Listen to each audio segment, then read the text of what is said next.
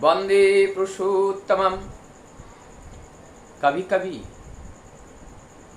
हम अपने माया मोह के जो चादर होते हैं उस चादर के वजह से वास्तविकता को समझने में बहुत भूल कर जाते हैं।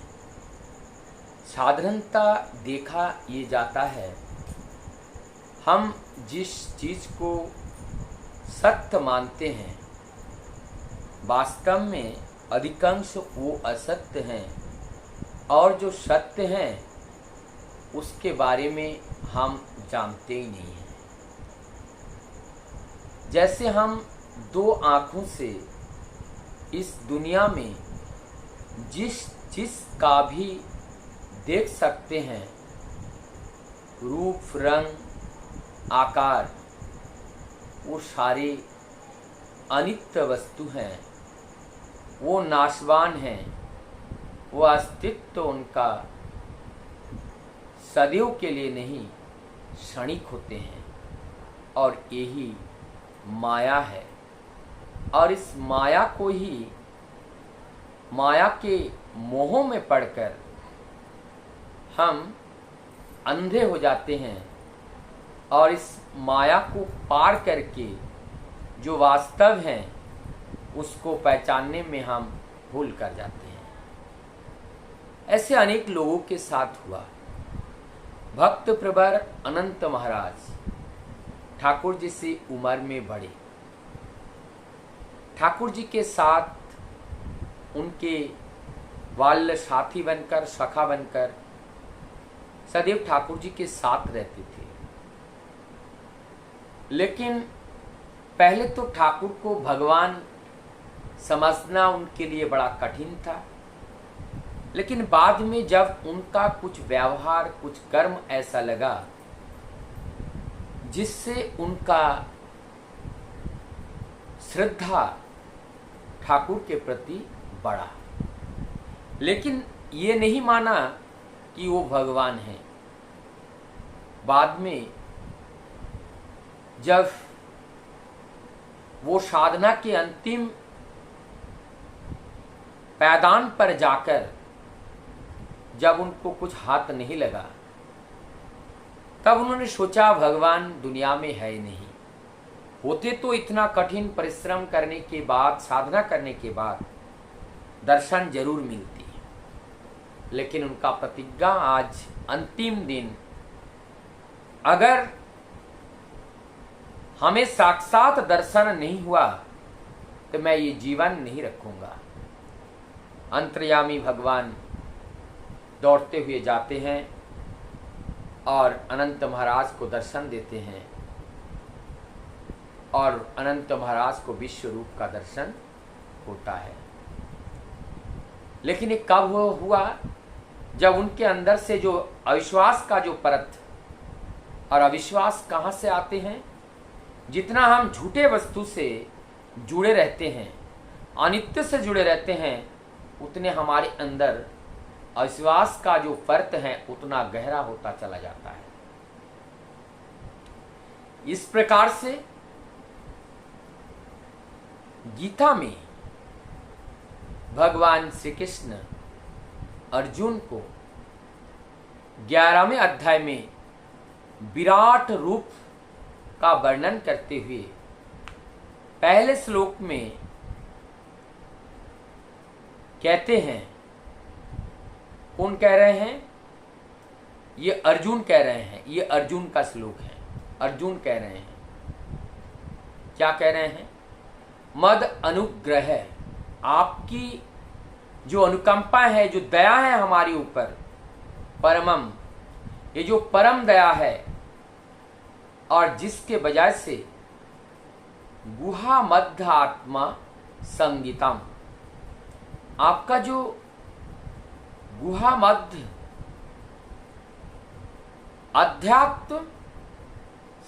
अध्यात्म संगीतम, अर्थात जो गुप्त बात हैं, जो मुख्य बातें हैं, वो आध्यात्मिक नाम से जाने जाने वाला वो विषय हैं।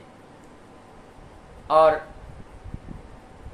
उस विषय को आगे क्या कहते हैं, यत्तो यक्तम वचस्तेन,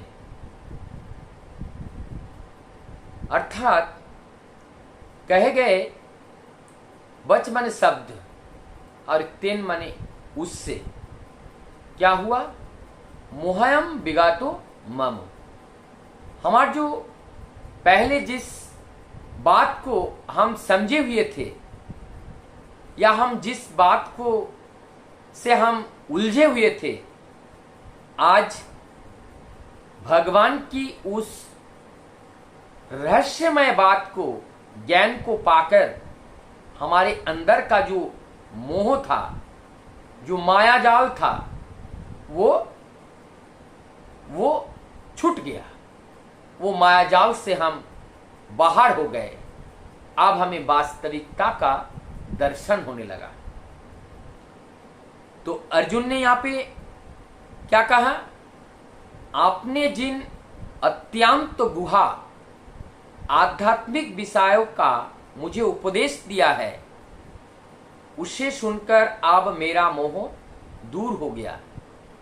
ये गुहा आध्यात्मिक विषय क्या है, क्या है इसमें, अर्थात उन्होंने परमात्मा के जो संधान है, परमात्मा के जो स्वरूप हैं और संपूर्ण जगत ही इस परमात्मा मय है और उस परम आत्मा के सत्ता से ही सभी लोग अस्तित्व में हैं। इस वास्तविक गुण रहस्य को आज अर्जुन ने भगवान श्री कृष्ण के माध्यम से समझ पाए हैं।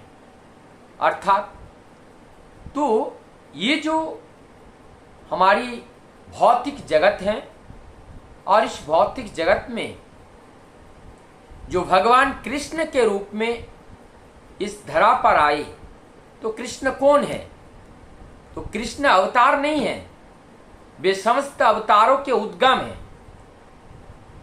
कृष्ण अवतार नहीं है, वो समस्त अवतारों के उद्गम हैं। आज भगवान अर्जुन ने आज जो सखा के रूप में जो भक्त अर्जुन ने आज इस गुण रहस्य को समझ पाए हैं। इसका मतलब जो कृष्ण जो तत्व हैं, वो कृष्ण तत्व क्या है, इस कृष्ण तत्व को ही हमें समझना पड़ेगा। और इस कृष्ण तत्व का मतलब, ये जो कृष्ण तत्व है, कर्षणकारी शक्ति, ये कर्षणकारी अर्थात जिसमें आकर्षण हो, कर्षण करके फिर उसको आकर्षित करते हैं, वो आकर्षणकारी शक्ति किसमें होते हैं, वो परमात्मा की शक्ति है। और वही परमात्मा की जो शक्ति है वो मूल शक्ति है और वो आदि शक्ति है।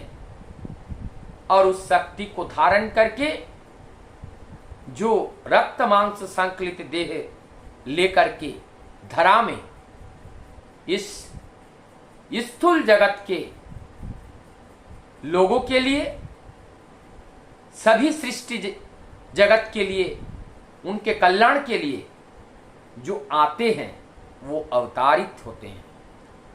और वो कभी राम, कभी कृष्ण, कभी बुद्ध, कभी जिसास, कभी गौरांग महाप्रभु, कभी बुद्ध, कभी रामकृष्ण परमहंस देव, आज भगवान श्री ठाकुर अनुकूल चंद्र के रूप में आए हुए हैं।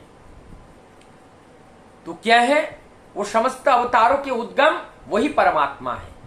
और परमात्मा के शक्ति विभिन्न समय समय पर अनेकों रूपों में इस धरा पर आविर्भूत होते हैं।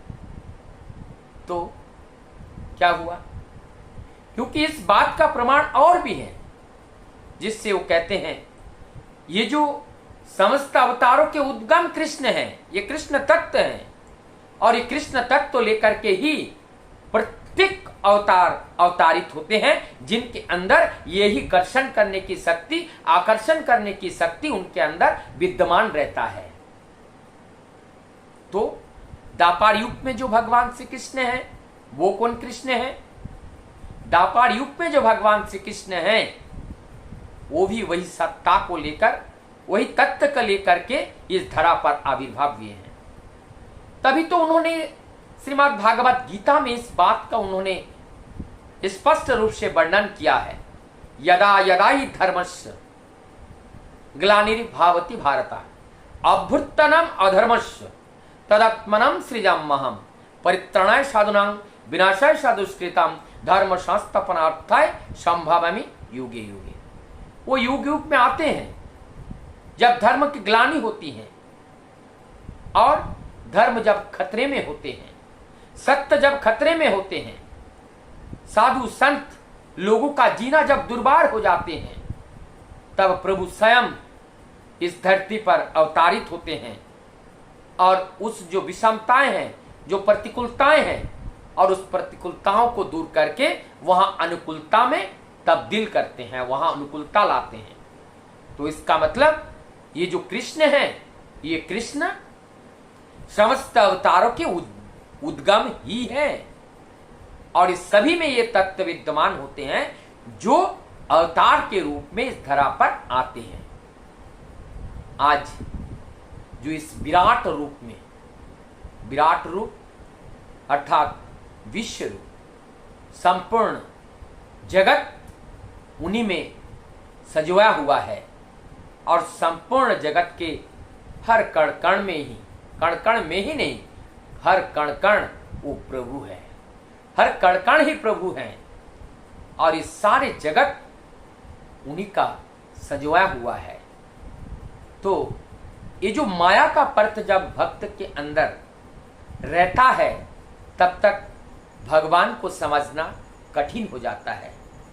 भगवान चाहे भक्त को अपने साथ लेकर क्यों ना घूमे, लेकिन जब तक वो अपने अंतरात्मा से, वो अपने अंतर जगत से, अंतर्दृष्टि से, काय मन वाक्य से उनको जब तक आत्मसात नहीं करते हैं 100% विश्वास के साथ कि उन्हीं की सत्ता, उन्हीं की इच्छा, उन्हीं की शक्ति से ही आज हम बोल रहे हैं, चल रहे हैं, क्योंकि उन सत्ता के उपस्थिति के बिना हमारा अस्तित्व का कोई कल्पना नहीं किया जा सकता है। हम अस्तित्व में तभी आते हैं जब उनकी उपस्थिति होती है। तो आज हम लोगों ने परम दयाल की जो पुकार है, जो उन्होंने आज बुलाए हैं हम सबको, आज जो राह उन्होंने दिखाया है, सत्य की राह, और किस तरह से सत्य की राह पे चल करके हमारे हृदय में श्रद्धा, भक्ति, प्रेम, ये सारी चीज जागृत करना है और यही हमारा परम धन है, ये परम सत्य है, परम तत्व है। और इस तत्व को ही, इस तत्व को हमारे इस हृदय के अंदर बीज के रूप में बोपन करना है, इसको रोपण करना है, ताकि प्रेम का वृक्ष उत्पन्न हो, ताकि करुणा का वृक्ष उत्पन्न हो, दया का वृक्ष उत्पन्न हो। और जब हमारे हृदय में ये जो दया, करुणा, ममता, प्रेम, प्रीति, ये सारे चीज जब जाते हैं, जब इसका उत्पन्न होते हैं, तब हमें स्वयं को आनंद तो देते ही हैं, साथ साथ हमसे घिरे सभी लोगों को आनंद देते हैं। इसलिए ये जो आज पहला श्लोक है, जो अध्याय 11 का विराट रूप में जो भक्त प्रवर अर्जुन आज स्वयं अपने श्रीमुख से यही बात स्वीकार किया है और अपने अंदर का जो अज्ञानता है, वह अज्ञानता को दूर हुआ है उस प्रभु के शरण में जाकर, और प्रभु के वास्तविक रूप को का जो दर्शन हुआ है, उस अनुभूति की बातें आज सभी से कर रहे हैं, जिससे हम सब लोग अनुप्राणित होकर के हमारी जो माया का जो बेड़ा है, माया का जो परत है, उस परत को हम कैसे तोड़ सकते हैं, वो तोड़ आज भक्त अर्जुन ने आज इसमें बताए हैं। ठीक उसी प्रकार से जैसे अनंत महाराज ने प्रभु को पाने के लिए जब तक उन्होंने अपने को सरेंडर नहीं किया संपूर्ण रूप से, तब तक उनको प्रभु का दर्शन नहीं हुआ और ना तो उनका जो माया का जाल है उस माया का जाल टूटा। तो ये माया का बंधन तब टूटता है जब प्रभु के प्रति हमारा अनुराग, उनको पाने के लिए अनुराग, उनको देखने के लिए अनुराग, ये अनुराग जब हमारे हृदय में जग जाते हैं, तभी हमारा ये जो वृत्ति है, वृत्ति भेदी टान, ये जो वृत्ति को भेद करके जो अनुराग हमारे अंदर जागृत होते हैं, वही अनुराग ही प्रभु के उपस्थिति को हमें बताते हैं। वंदे